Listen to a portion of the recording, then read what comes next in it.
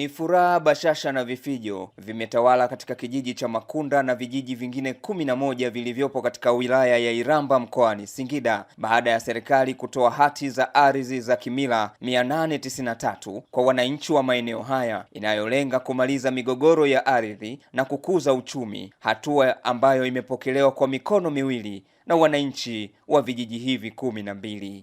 Ardhi yetu ameipa thamani kubwa sana mpaka sasa.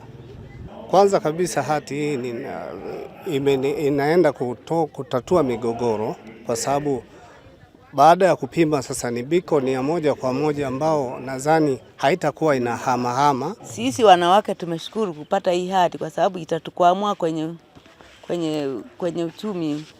Pia nawasisitiza na wengine ambaye hawajapata waendelee kufuatilia hati zao ili wapate faida kwenye familia zao.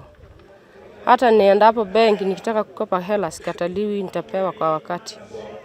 Kwa hiyo nafurahia. Katika hafla hiyo iliyofanyika katika kijiji cha Makunda wilayani Iramba, mkuu wa mkoa wa Singida Mheshimiwa Halima Dendego amewataka wananchi kutumia hati hizo walizokabidhiwa kama fursa ya kujikwamua kiuchumi. Muende mkazitunze kama mnavyotunza mboni ya macho yenu, mkatunze ili na nyinyi iwatunze. Sio tena tumekupa hati ndio umepata mwiba wa moto wa kwenda kuanza kuuza ardhi. Jamani, ardhi nendeni mkapangishe, lakini msiuze. Ardhi kila mwaka inaongeza thamani. Kwa ujumla hati ziliandaliwa 1162, lakini hati ambazo zilikuwa zimekamilika ambazo zilikuwa tayari kugaiwa ni 893.